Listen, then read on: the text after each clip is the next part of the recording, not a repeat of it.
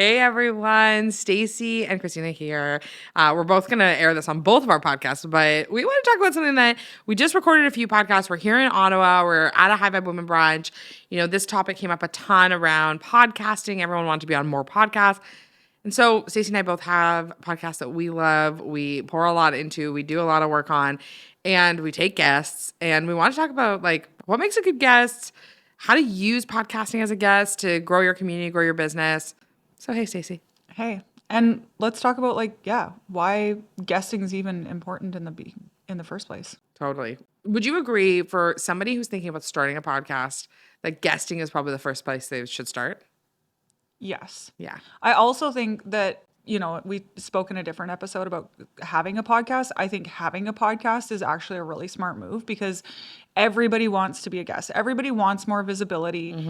That's just like the nature of business, right? They want more eyes on their business. And right now, I only have so many episodes. So unless you can provide a ton of value, if you have your own podcast and come to me and say, do you want to swap? I'm like, oh, I need eyes on my business. You need eyes on yours. Okay. Yeah. Maybe I'm more willing. Absolutely. Yeah. It's so interesting because I think a lot of people with guesting, there's this notoriety around it. They're like, I want to be on more podcasts. I want to be on more podcasts.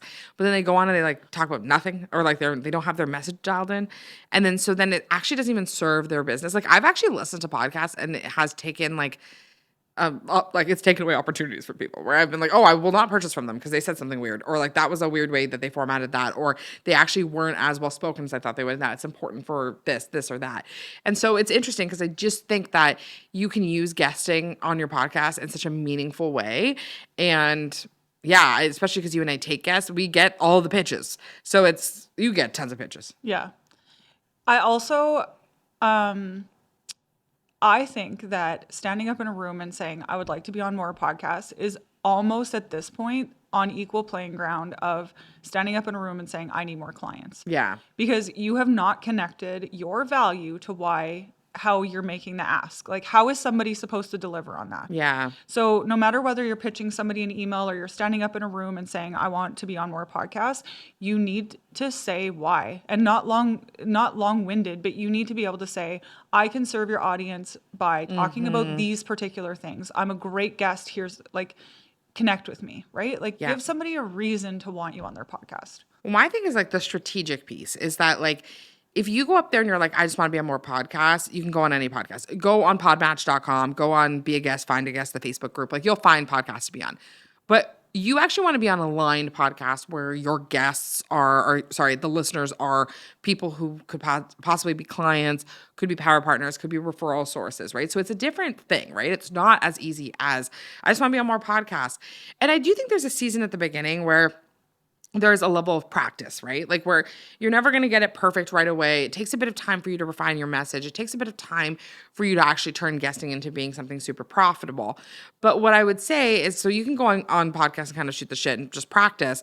But if you're in rooms where you're networking and you want to be on people's podcasts, you need to make sure that you have a very clear topic, but also a very clear ask about what it is that you want to talk about.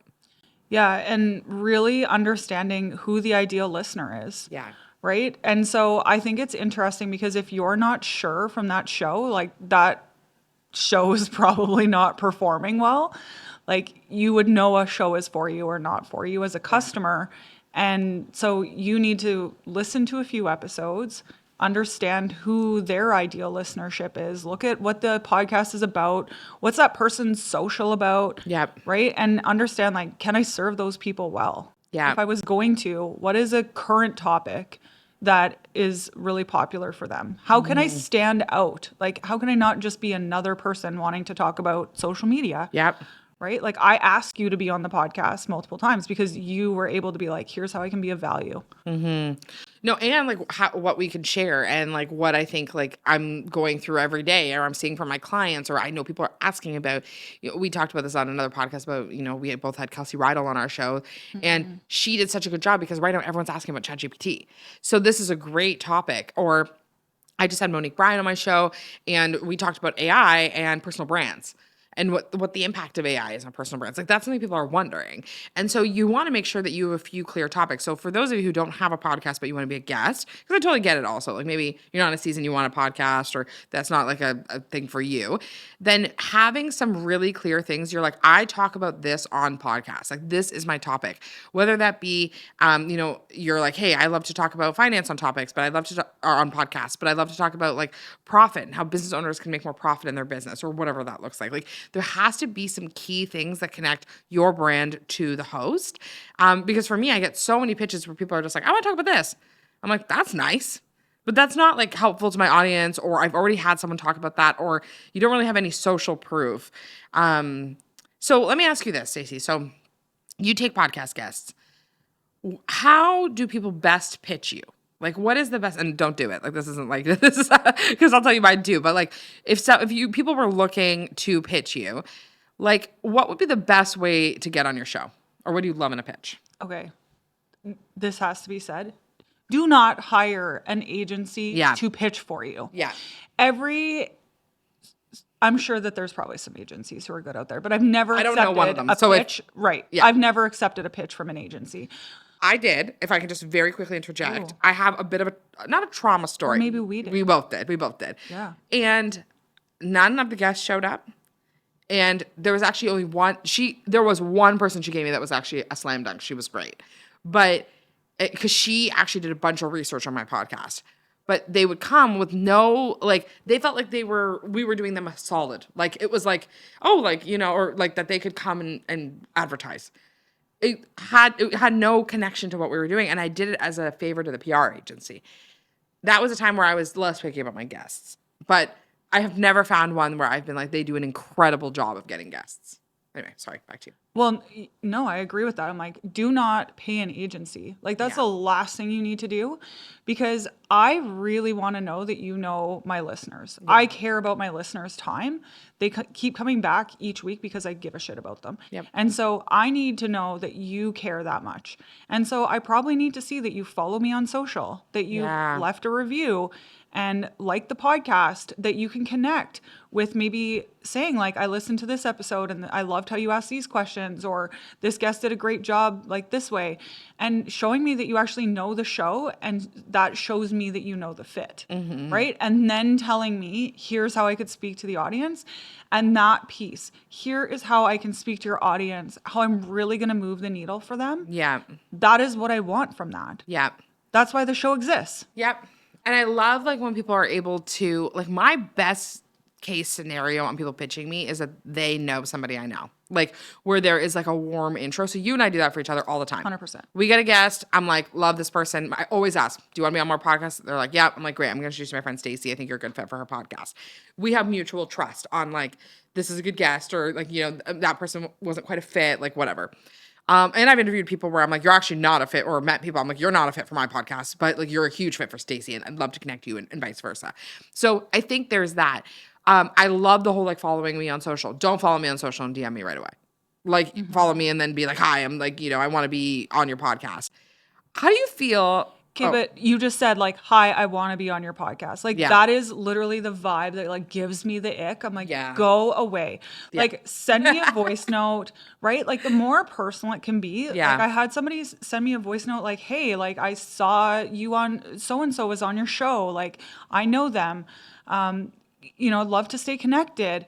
That gives me okay, you care about me and my audience vibes, not just like I want to use you and abuse you and throw you in the trash. Well, it's actually funny because something I've been finding more and more with being in the online space, I don't know if you would agree or if this has happened to you as well, Staci, but like sometimes people will reach out to me and they'll be like, this happened to me actually recently. They were like, I'm friends with so-and-so.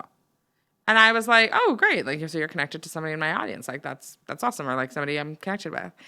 It turns out they're not friends and they don't really know each other. And they've been connected. And she was like, so I'm friends with this person. So like, I want to reach out. And then I kind of was like, oh, okay, well you said it. So like, that's fine. And then afterwards I reached out to the person and I was like, are you actually connected with this person? They're like, we met one time.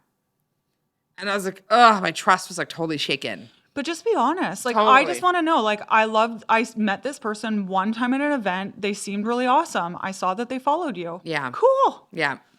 What do you think about voice note pitches? I'm like mixed on it because I hate unsolicited voice notes because they give me anxiety. Sometimes if I get a voice note that doesn't have a transcript, I make Maria listen to it and transcribe it for me out of fear. And Maria will be like, yo, they just like asked for a discovery call. I'm like, okay, great. I don't know why it was giving me so much anxiety. But how do you feel about voice notes? I don't mind a voice note because I think that shows some like intention, but it's the words and the message that matter to me. If there's like this presumption that like I'd love to be on your show and here's why, and like you could send me a link and I'll book. I'm like, geez, now I need to respond to this voice note and like probably say no. But if it's about getting to know me better or provides a little bit more information, or even if it's like I'm just like a soft approach kind of girl. Yeah, me too. Right? I'm like, hey, like I'd love to talk to you more about this. Do you have some time where I could speak to you about it? I'm like, okay, like I could meet you in a discovery call to talk about it. I love a good connection call. Yeah. I love a good connection call before a podcast. And honestly, I'm like in a season now where I actually like just tell people flat out, like I'm like, I actually don't take guests I don't know. Like, oh, I love it. I will not take a guest I'm meeting for the first time for the podcast unless they are like an exceptional fit and they come by like a mega referral. Like Jeanette referred me somebody and she was freaking awesome on my podcast. This is the connection that I think you guys could have. The woman emailed me, was like, I'm happy to do a connection call, happy to just jump on. Here's why I think your audience needs to hear about this. I'd never talked about it before. I was like, yeah, you seem good. Yeah. But it's like, I don't do it with people who I've never met. Yeah. Okay, but speaking of that, I think one of the best ways to get on podcasts, because like I don't think that you need to cold pitch like 500 podcasts. Yeah. I think you need to understand, like, I'm sure that you can maybe give people direction on like where they can see the charts. Like if they haven't got their feet wet, like try to start with smaller shows. Yeah, absolutely. And like practice your interview skills first. Like, but I love a good referral from another podcast. Yeah. So at the end of an episode, I hope that you ask me like, which of your friends have podcasts? Like, hey, if you felt this is valuable, zero pressure. Cause again, I'm a soft girl, right? But like, I'm like, ask me for a referral. Like I know people who also want guests. Like we all want guests, right? And good guests. So if you can really provide value, I will find you another show. And so like that train can keep going. You don't need 500 pitches. You need one good pitch and then to show up with a lot of value. Yeah, I love that. And honestly, like I think then you get mega referrals from it, right? Where it's like, even for me, like I know so many podcasters, so it was easy. Like even Jana Boyko, Bedside Businessman, I think maybe you connected me to her, and we connected, and then I was like, okay, I'll have you on my podcast. I was pregnant at the time, so I was like down bad, not recording, and I was like, listen, I'm not at capacity, but like I know 5 people you can meet today. So like, let me introduce you. And I sent her a bunch of introductions and she was on a bunch of podcasts. So I think it's like, and she didn't ask for that, right? I was just happy to do it. So I think it's just trying to like really just be honest with people about like what you're looking for. But the truth is the more podcasts you're on, the more podcasts you'll be on. Mm-hmm. Like the more that people see you podcasting and you have a great message and people like what you're talking about, but the more that you're going like, so a mistake I've made, and this is just to be honest so that people can learn from it, is I would just go on like any podcast and talk about literally anything. Like I would be like, oh, you want me to on this ice cream podcast, which I referenced earlier? I'll go on this ice cream podcast. I went on a leadership podcast. I went on, which like I do have a background in, like I have a master's in leadership, but like I don't talk about leadership that much. There were just like, I've been on a few podcasts where, do I think I added value? Sure, but it didn't add value back into my business really, because I'm not talking about something that I can sell or that resonates with people or that adds like I think a tremendous amount of value. But when I talk about events and community, or I talk about podcasts, or I talk about social, like that's my element. Like I can talk about that all day. So now I'm just extremely clear with people. Like I only talk about community. Like that is it. Like that is like it has to somehow fold back into that. And those are the only types of guests I take. And so when people are pitching me and they're like, this NASCAR race driver, I'm like, nope, like, because you don't even know what I'm talking about. Like, and I don't care about NASCAR. Sorry, guys. I think it's also about like recognizing like you also getting really finesse on like what it is that you talk about so that you can be best positioned to be on good podcasts. And then you become the person who talks about these things, right? Yeah. And so I have been thinking about this a lot recently about how you don't want to be a commodity in the business, whatever you're doing. And I think for small business, like most of our listenership, that's the way to go, right? Yeah. You can't compete on price. It's not a commodity. You need to have something special. And so I think that if you haven't got that nailed down, that one of my favorite things right now is like ChatGPT, like do some voice notes, get some transcripts, like even you can pretend talking about something like I I don't know if you want to have a podcast, but like sign up for Riverside, shoot some episodes, Yeah. like pretend you're being interviewed, download the transcripts and put it in ChatGPT and say, like, come up with some themes about my messaging, Yeah. right? And like ask Chat to identify those areas. And then even ask it like, how could I make this a system? Because Yep. people love systems. How can it be my system? Like podcasting is about thought leadership. That's actually what you want. You want the visibility and you want to be seen as a thought leader. So if you're showing up with the same thoughts as everybody else, no unique system, like people will listen and never follow you. Yep. Right? So like put the effort in ahead of time to really show up with like authority. No, I love that. Yeah, and especially like I hate interviewing people, and I have not aired interviews where people are like authorities in their space, right? When you're asking them questions, and I'm like, you actually don't know that much about this, or you're talking about something that isn't like. I want people to be talking about stuff that they're obsessed with, that they know lots about. You know what I mean? Okay, but also like some of my worst interviews have been people who are PR trained. Yes. I'm Yeah. like, Yeah. oh Yeah. my God, could you give me an honest answer? Yeah. Totally. Please. Like this is, you sound like you're reading from a script. Yeah, totally. Yeah, it's interesting. It's such a balance, right? Because podcasting is so much more common than it ever has been, right? So we have way more choice and like way more like, and I have like, it's actually really sweet, but I was recently on Kim Hebert's podcast. I was her first guest on the Found Her podcast. You folks should listen to it. And I had so many people reach out to me being like, I listened to it because like I love you. And like I just like it was so great. Kim did such a good job interviewing you. And so I was like, oh, that's so cool. Like people want to listen to like me like in another platform. Like that's like very kind. And so I think it's like remembering like you have like a service to the people listening. Like it's not just about you. Like it's about the people who are listening. That is the ultimate goal here is that you inspire someone, you encourage someone to take action, you're giving people information, you're inspiring people to build a community, whatever it is, like you're of service to those people. And so for me, what's the most important thing as a pitch is like, what are you going to do for my people? Yeah. Like not like what are you going to show up as and are you going to be good on camera? Like I've had some people where I'm like video off and they're like we have a great audio conversation and I'm just as happy with that because they add a ton of value. But what about the follow up? Right? Like it's not just I think you can do a great job on the show. Yeah. But also like if you're like the show needs visibility. Yeah. Like what does a person that you're there to serve need, right? Yeah. As a or as a host, like I want my show in front of more people. Yeah. I want them to be helped by small business school. So if they're not getting if they're not going to follow up, I'm like you're wasting my time. Yeah. You're wasting the airtime. Like you can have a great episode, but you're not going to be as valuable if you're not going to post on social media or share it in a blog post or send it to your Yeah. email audience or rate and review the show. Yeah. And people know this. Like, I think, like, so I'll just be honest. I'm a huge believer. So whenever I'm on a podcast, if people send me the link or they tell me it's live, I'll always include it in my newsletter. I will always do a story about it. I send it to my team. I say, hey, let's do some stuff with this. We'll always post about it because that's what I expect from my guests. And the truth is if I have someone on my show and I notice that they don't promote it, they don't talk about it, it's not even like really part of it, I will never encourage them on another podcast. And those are always the people that ask. They're always the people who are like, oh, I want to be on more shows. I'm like, you're not a good guest in the follow-up. And the follow-up is important. And like business in the sense of like sales, the fortunes in the follow-up, you'll get on more podcasts if you're a great guest and people rave about you, right? I've had people where like they've come on a podcast and they've been a good guest, like a good guest. I'm happy with the outcome. They promote the shit out of the show.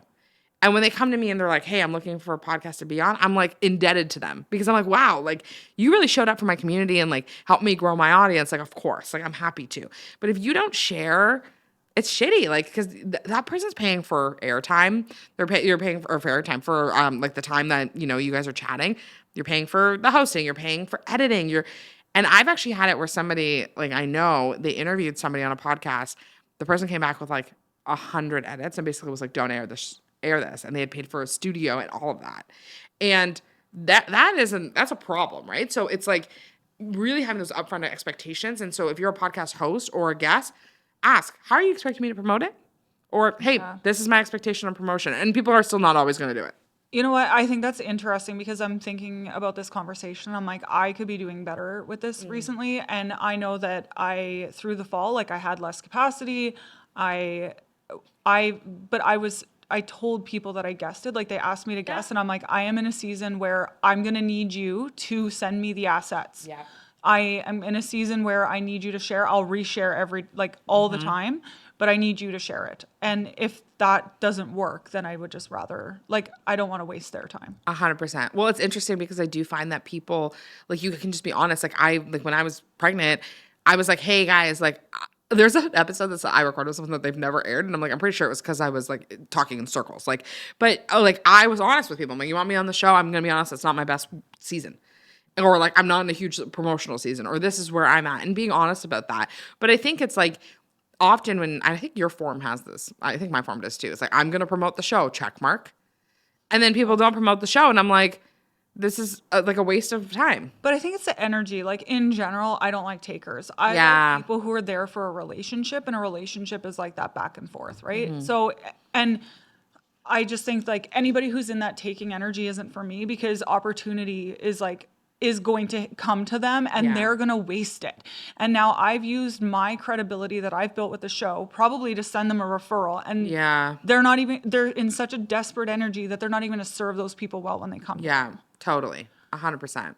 So, okay, if someone was listening to this and they were looking for like tangible tips, like how to get on their first 2 or 3 shows, what would you say? Could they create an audio? Like, to me, it's like, show some leadership. Like, send me a clip, show me how you like my show, why you connect with it, connect the dots for the audience, how can you speak well?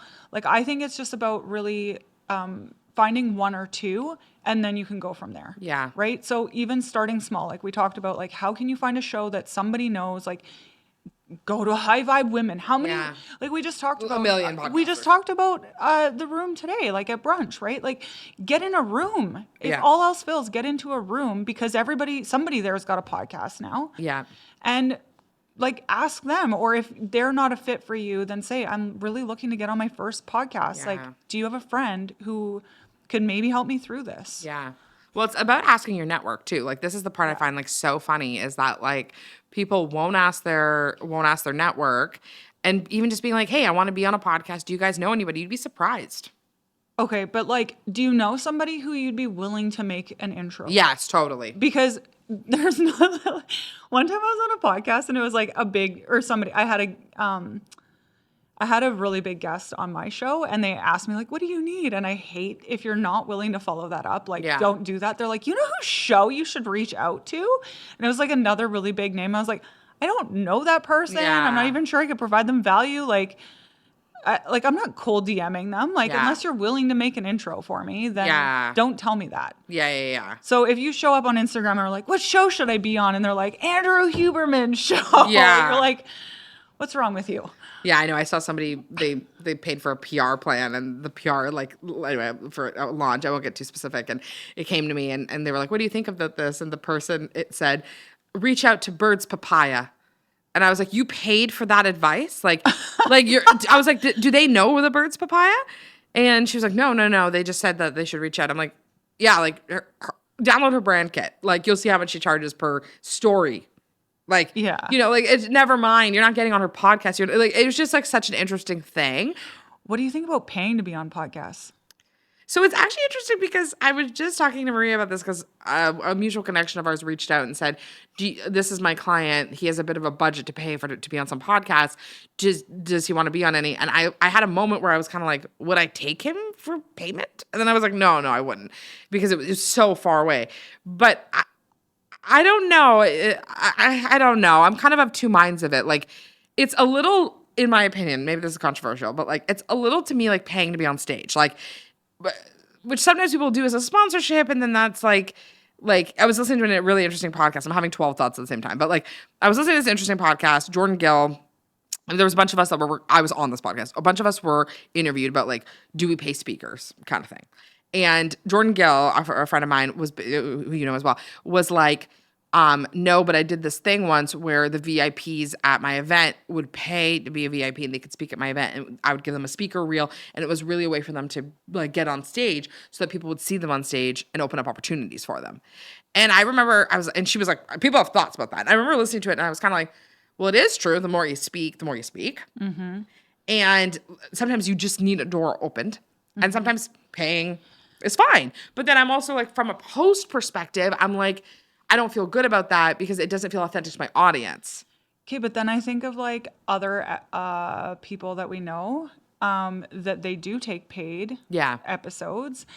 And I think that those episodes don't perform as well, like from the host perspective, but also the person paying, because you probably needed to ask to pay because that was out of your reach. Yeah. So like I would definitely never pay early on because you really have to have your teeth cut. Yeah. Like and be a good guest if you want to show up well. So it's like I don't know that I would ever pay to be a guest. You know what's interesting? So this is like, now we're taking like a left turn a bit, but I like it. No, we're just left turning together. We're in a little go-kart. So what do you think about people who run events or masterminds and they include being on their podcast as part of the investment? So like you're running a retreat or and as part of it, like I get to be on your podcast. As part of it. Do you see that as paying to be on a podcast, or do you see that as like a perk of being part of the experience? Like advertising? Because this is becoming very common in my world, where people, and I've actually thought about this, where I'm like, I love the people that we serve at these retreats and things, and it could be a good visibility opportunity for them, and I could like, it'd be great for me because I could bang out a ton of episodes. I probably wouldn't change the price, so it's not like they're actually paying for it. Okay, but I think it's doing well in certain areas because the level of business owner who's coming there is not new. The person investing at the level that you're talking about is like, they're not freshmen, right? So they could be a good guest. It's a perk. Like you have sort of like those roadblocks in place. So like not anybody gets on your show. Yeah. So I could see doing that if it was like aligned business owners. Yeah. If this is like a new to business, I'm like, absolutely not, because my listenership comes for a message that I don't think you can hit. Yeah. Because it's interesting because there's shows that do that. And I love the people that do it. And I actually don't think it's unethical. Like I think it's like, but I've actually been on some of the shows that do that and not paid, and I've had massive ROI from it. So I see like how, but I think it's the heart behind it, you know? Like if the heart behind it is like, I wouldn't have that person on my show ever. And so this is like their way to pay and again, my world, that's one thing. But you and I have, and these people who I'm thinking of, you and I are people who like, we love the people we serve. This is a great amplification opportunity. Why not take it? Yeah. Yeah. So I think like that's more about alignment. Like it's not even necessarily about like whether it was a perk or paid, or do I see it as paid? It's like, do I even think I can serve that audience well? Right? Yeah. Like, because otherwise, if I looked at a mastermind and I was like, okay, I'm here to learn about AI and I get to be on your AI podcast, and I'm like, but I own an accounting firm. I'm like, why are you like, I would even just be looking at like, why are you giving me something that's not aligned to that offer? Mm-hmm.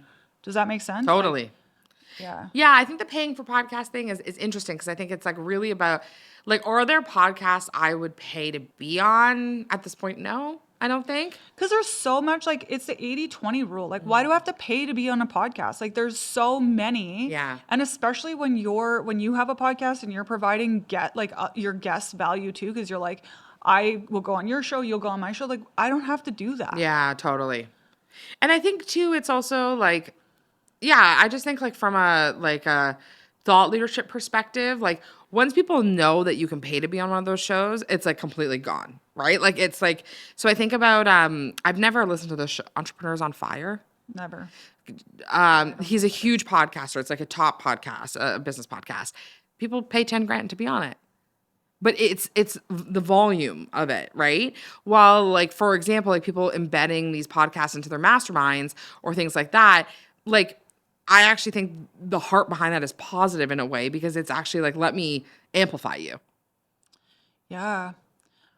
I just like, sometimes I think like I assume masterminds are like more general kind of businessy masterminds. And I'm like, man, if I had somebody who's like, I own a dog grooming salon and I want to come on your podcast, I'm like, how are they going to teach somebody to run their business better? Yeah. Like if I held a mastermind, like I couldn't see wanting to have people do that. Yeah. Interesting. But I think I do, like, I agree with you. I know people who it works well for, but it's the type of people that they attract in. Yeah. Right. So interesting. Well, Staci, this was so fun because I think people need to know about podcast guesting. Okay. One more thing though. Okay, I'm ready. You're like the queen of social. So Oh, no. how do people get their ROI on being a guest? Like tell them the things about like the download and the follow up and like how can they meet you afterwards? Like make it easy to connect with you. That's the whole point, getting visibility. They can connect with you. But what do you suggest for guests? Like, how do they maintain like a relationship after, or? Sure, but like how do they get a client from it too? Oh, right, yeah. So I think a big piece of it is it's truly being like dialed in on your message. That's the big thing. Is like you're not going on talking about anything. You are going on talking about your niche. You are consistent. And that you have things it leads to. So this is the other thing is a lot of times people have podcasts, and I am guilty of this. Like I'm like number one in prison on this. Is like you go on a podcast and at the end they'll go, how can people get a hold of you? Like, you know, how do you like want to keep in touch or whatever it is? And you're like, just follow me on Instagram. Like, and then that's it. And it was so interesting because I was on Eleanor Beaton's podcast and that was a really great episode. A lot of people reached out to me after. And my call to action was connecting with me on LinkedIn. And so many people did. And I was like, that's so interesting because I've never tried that as my call to action. But what I actually recommend for people is to have a lead magnet that is a very specific thing about their topic. That's like that next level. So for us, it's like, depending on what I'm talking about, if I go on a podcast, I'm talking about LinkedIn, we have a LinkedIn starter pack. If I'm talking about podcasting, we have a how to grow your podcast on social. So whatever it is, I can be like, hey, I'm going to drop this amazing freebie. I would love for you to do it. I've also seen people do like offers, like a $1 membership or for a first month for something, like different stuff like that. But you need something at the end that's going to call people back in. And then I would say, again, it's what happens after the podcast that is the real juice. It's the like posting about it. I always say at the end of a podcast, any friend of Staci's a friend of mine, tell them to connect back with me. And then people will reach out to me because I'm telling them I'm open to it. Yeah. I'm open to hearing your questions. I'm open to hearing your your audience or your audience's questions. I want to maintain that relationship. And I will always repost. I'll always reshare. And I will typically go and do like a talking head story about like what a great conversation I had and what were the key points. Like Staci and I just had this awesome conversation about podcast guesting. Like, should you pay to be on a podcast? Like, how do you get on your first 2 podcasts and what's cringy right now? Like, go listen over on Staci's podcast. I'm linking it here. Thank you so much for having me, Staci. Like, that takes me 1 minute. It took me 10 seconds really just to say all of that. And that's so impactful, right? So I think that's how you keep in front of people. But again, what you want to be talking about is something, the most important thing I think is 1, the relationship with the host, and how you treat the host. But 2, is that you're talking about something people want to hear about. Yeah. Incredible. Thanks for doing that. Cause I think it's like, what a wasted opportunity if people don't have a real clear way of connecting with you afterwards. Totally. 100%. Well, Staci, so fun. Last of our little podcast hurrah. For now. Until our cross Canada tour brings us back together. Yeah. Amazing. Thanks so much, Staci. Thank you, Kristina.